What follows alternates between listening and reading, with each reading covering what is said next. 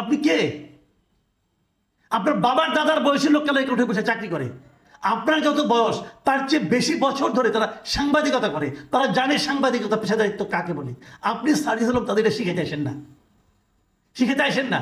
দুদিন পরে আপনি যাবেন কালের কণ্ঠের কাছে, যখন নাকি কিংস পার্টির কিং না থাকবে তখন আপনি যাবেন একটা প্রেস লিস্ট দিয়ে, ভাই আমার প্রেস লিস্টটা একটু ছাপিয়ে দেন। রাজনীতি করতে আসছেন, বড় কঠিন জায়গায় আসছেন। বললাম তো, বিনা পরিশ্রমে গুরুত্ব পাওয়া শুরু করেছেন, তো এখনো টের পান নাই দুনিয়াটা কেমন। বোঝাই যায় সার্জিস আলম খেপে গিয়েছেন। উনি খেপে বলছেন যে আমরা যারা নাকি জাজমেন্ট করছি আমরা একটা ডাবল স্ট্যান্ডার্ড এলো। ডাবল স্ট্যান্ডার্ড মানে যদি ওনারা ফুটেজ না দেন তাহলে আমরা মনে করি ওনারা কোনো কাজ করেননি, আর যদি ওনারা ফুটেজ আপ করেন তখন আমরা কেবল মনে করি ওনারা কেবল ফুটেজে যতটুকু দেখা যাচ্ছে ততটুকুই করেছেন। এটা হলো আমাদের ডাবল স্ট্যান্ডার্ড। উনি হাহাকার করছেন, আফসোস করছেন যে আমাদের এই ডাবল স্ট্যান্ডার্ড কবে সিঙ্গেল স্ট্যান্ডার্ড হবে। বুঝেন কত বড় নেতা সে, যে ওনাকে আমরা কিভাবে বিচার করছি। আরে ভাই সার্জিস আলম সাহেব, একটা কথা বলি, মিডিয়ার কাজটা কি বলেন তো? বুঝেন, মিডিয়া ধরেন একটা মিটিংয়ে আপনি মনে করুন 32টা ইস্যু নিয়ে কথা বলছেন, মিডিয়া কোনটাকে দেখাবে? 32টা দেখাবে? তাহলে তো পুরো পত্রিকা আপনি ছাড়া আর কারো কোনো নিউজ আসবে না। মিডিয়াদের পলিসি অনুযায়ী যে জায়গাটুকু আপনার যে জায়গাটুকু কোট করা প্রয়োজন মনে করবে কেবল ততটুকুই করবে, বাকিটুকু তারা ধরবেই না। এটা সারা দুনিয়ার মিডিয়ার নিয়ম।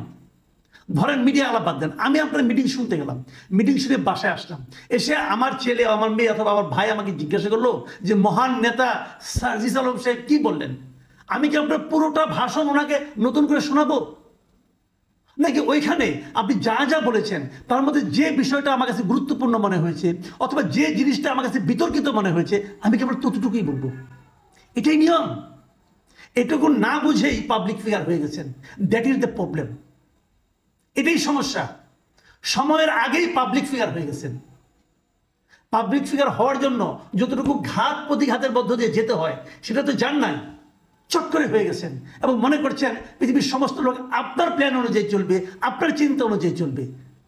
আবার এই ধীর স্থিরতা নিয়ে, এইটুকু সহ্য ক্ষমতা নিয়ে একটা পার্টিও খুলে বসেছেন, পার্টির নেতাও হয়ে গেছেন, সামনে নির্বাচনে যেতে ক্ষমতাও যেতে চান। সার্জিস আলম, দুনিয়াটা এত সহজ না ভাই। আরেকটু পরিশ্রম করতে হবে, আরেকটু ধৈর্য ধারণ করা শিখতে হবে, আরেকটু পাবলিককে আরো একটু সম্মান করা শিখতে হবে। সম্মানটা করতে ভুলে যাচ্ছেন বারবার। দেখেন আপনি আরো কি লিখেছেন। তিনি লিখেছেন ওই আপনারা একটা আগে পৌঁছার আগে ওখানে একটা রুমে বসেছিলেন, ওখানে বসে মোবাইল টিপেছেন, এটা নাকি কে ছবি তুলেছে, এটা দেখেও আপনার আপত্তি। আপনি বলেছেন ওই সময় কেউ ছবি তুললো এবং কালের কণ্ঠ একাধিকবারের মতো এবারও অপেশাদারিত্বের পরিচয় দিয়ে তাদের অনলাইন পোস্টে সেটা প্রকাশ করলো। কালের কণ্ঠ যেটা প্রকাশ করেছে সেটা অপেশাদারিত্ব। এটা বিচার করা আপনি কে ভাই? আপনি কে? আপনার বাবার দাদার বয়সী লোক কালের কণ্ঠে বসে চাকরি করে, আপনার যত বয়স তার চেয়ে বেশি বছর ধরে তারা সাংবাদিকতা করে, তারা জানে সাংবাদিকতা পেশাদারিত্ব কাকে বলে। আপনি সার্জিস আলম তাদের শিখাতে আসেন না, শিখাতে আসেন না। দুদিন পরে আপনি যাবেন কালের কণ্ঠের কাছে, যখন নাকি কিংস পার্টির কিং না থাকবে তখন আপনি যাবেন একটা প্রেস লিস্ট দিয়ে, ভাই আমার প্রেস লিস্টটা একটু ছাপিয়ে দেন। রাজনীতি করতে আসছেন, বড় কঠিন জায়গায় আসছেন। বললাম তো, বিনা পরিশ্রমে গুরুত্ব পাওয়া শুরু করেছেন, তো এখনো টের পান নাই দুনিয়াটা কেমন। আবার দেখেন আপনারা কি বলেছেন, পেশাদারিত্ব শিখাচ্ছেন আপনি।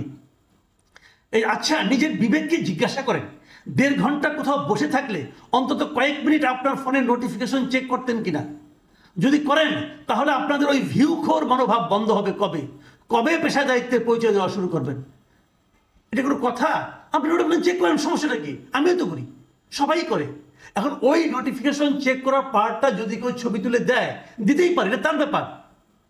ওটাকে লোকে কিভাবে দেখবে না দেখবে এটাও তাদের ব্যাপার। আপনি কি এগুলি নিয়ন্ত্রণ করার, আপনি কি এই ব্যাপারে নেগেটিভ মন্তব্য করার কে আপনি? ভাই নিজেদের এত বড় মনে করেন না। আহামরি কেউ হয়ে যান নাই, অথচ ভাবতে শুরু করেছেন। জীবনটা বড় কঠিন এবং রাজনীতিটা আরো কঠিন। সেই রাজনীতির পথে পা বাড়িয়েছেন। আরে এত অসহিষ্ণু হলে চলবে? সবাই মাঠে দৌড়ায়, সবাই। আপনি সার্জিস আলম যতটুকু মাঠে দৌড়ান তার চেয়েও 10 গুণ দৌড়ানো লোক এই দেশে বহু আছে, হাতে গোনা শেষ করতে পারবেন না।